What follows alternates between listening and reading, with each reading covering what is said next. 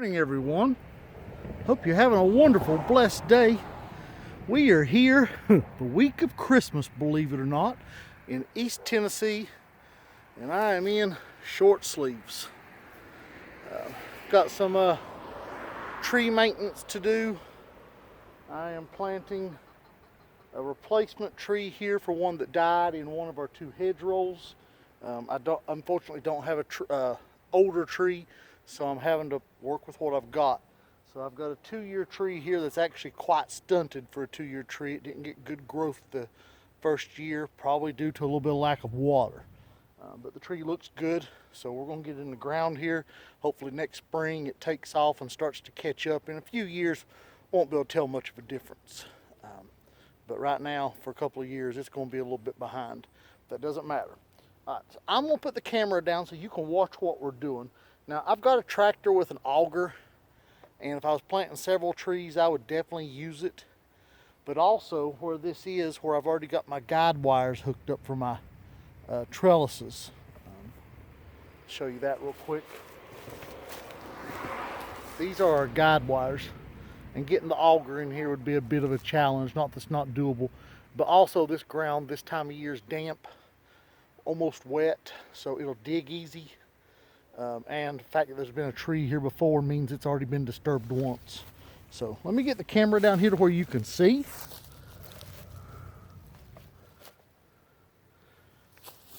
So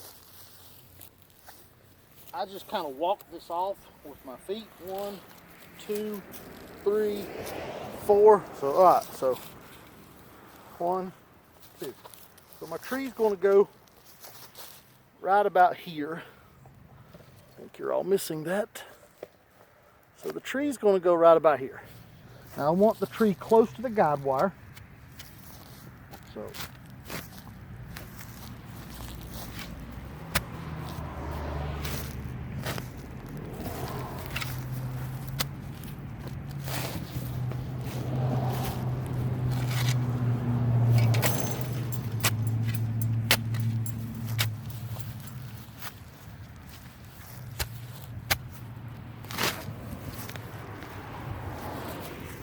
So you want a hole about twice as wide and a little bit deeper than the tree you're working with. You want ideally you dig kind of a basin, so kind of like a salad bowl.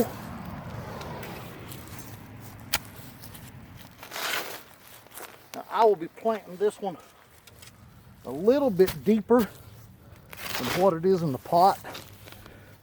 And this is on a G935 rootstock. That's a Geneva series semi-dwarf. These trees max out at 8 to 12 feet. I will be keeping these trees right around 8 to 10 feet, at the most 10 feet, because of the training system that I'm doing. This is a hedgerow, so it will be pruned kind of like a hedge, hence the name.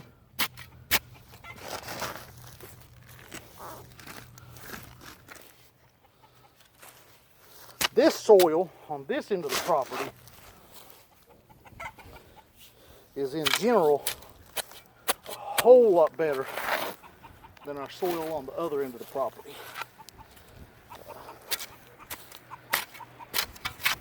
We have a few exceptions, but this end has some dirt, topsoil, so to speak, where the other end of the property is just about all clay and heavy clay.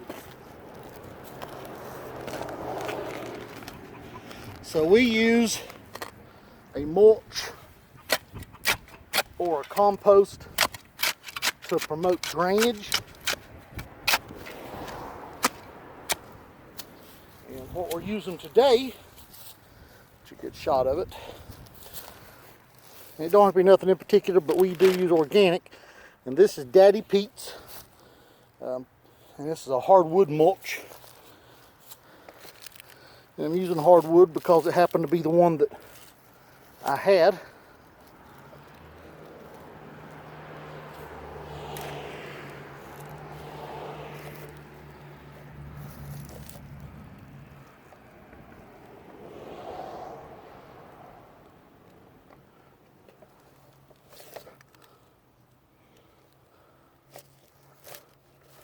Sorry about that. I lost a spot for the camera.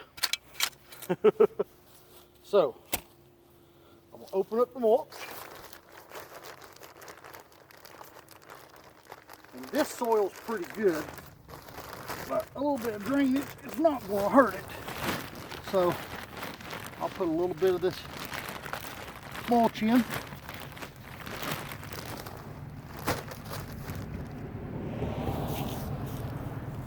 This is where you just got to get down and get dirty.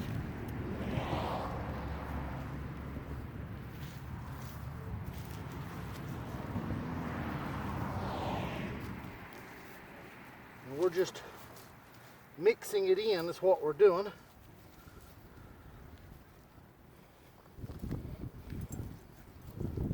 So, alright. So here is our tree. And this is a black Oxford. I can tell you it's not got a very good root system. That's why it's stunted. I can feel it in the pot, but it'll catch up next year.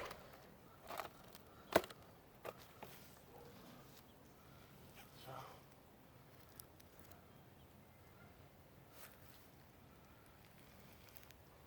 looking for about 6 to 8 inches for the graft union above the ground.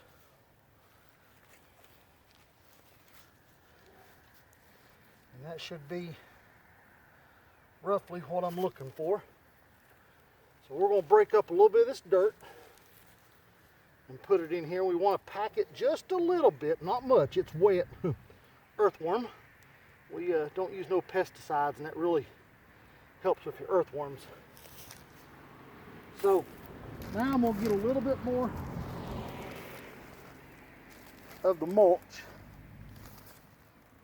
and make a layer in the soil. That'll help keep this from compacting. And then we'll go back, and any of these weeds, I'll just throw out of there. That'll slow them down. We're not going to stop them, and we don't spray for them, so they're going to continue to grow. And just like right here, I'll just bust the dirt off of them. We're adding compost back to it. That'll fill in for what dirt I'm throwing out.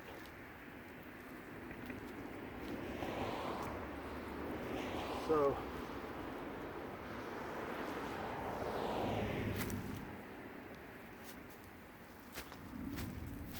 another earthworm.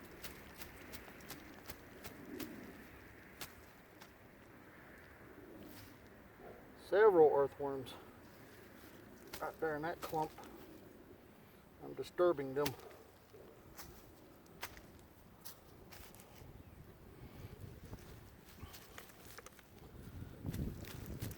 I've counted about 8 earthworms right here.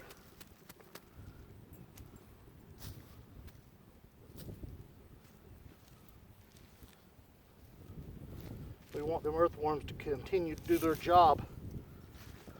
They break down the soil and so forth, the roots and of the weeds, and they will create a fertilizer, basically. Much higher concentration than anything you're going to buy. Much better quality.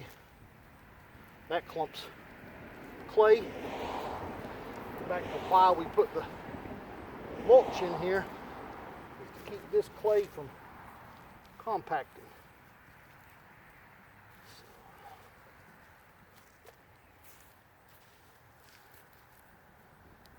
Now, I don't want this all the way back up to above the soil. I'm going to get it to just right at soil level, and then I'm going to leave. We'll put about 4 inches of mulch on top of it. And this is going to settle some more.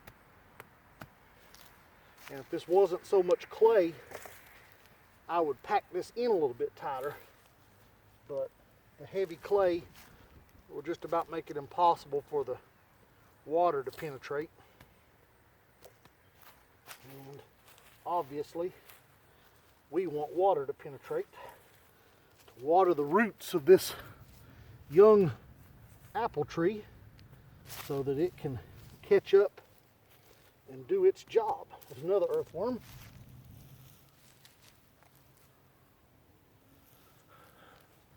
This is a bad guy. That'll get fed to the chickens. That's a grub, probably a Japanese beetle. Wouldn't swear to it until I checked it, but I will fix that. Chickens will get it. So now we're going to turn our mulch bag back over.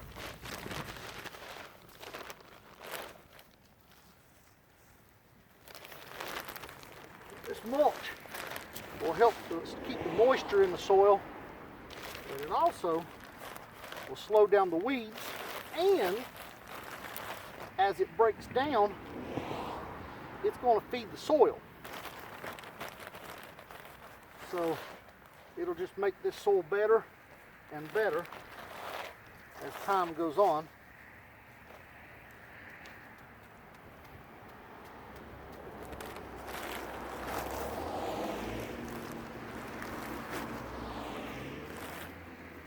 And I'm not bashful with my mulch.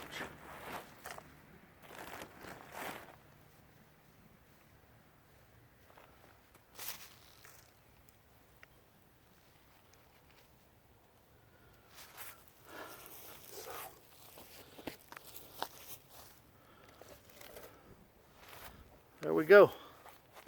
It is that simple. It's not complicated, not hard. Between talking to you, taking a little extra time, we've got 12 minutes right now in this tree. Probably could have planted it in 6 if we wasn't doing a video. So keep that in mind. It's not hard to plant a tree. And before you know it, they look like these back here. These trees, some of these trees, as you can see, are 12 foot tall, and that's as max as we're going to let them get. So they should be fruiting good this year, weather permitting. So we're excited. We will get to see what we got here. I'll take the camera out of the tripod. So for anybody that likes fruit, this is exciting. Those are fruit spurs. All up and down through there. Fruit spurs. And that limb won't get to stay, but it'll get to stay this year. This is an old stark, and it's the most vigorous tree in the row.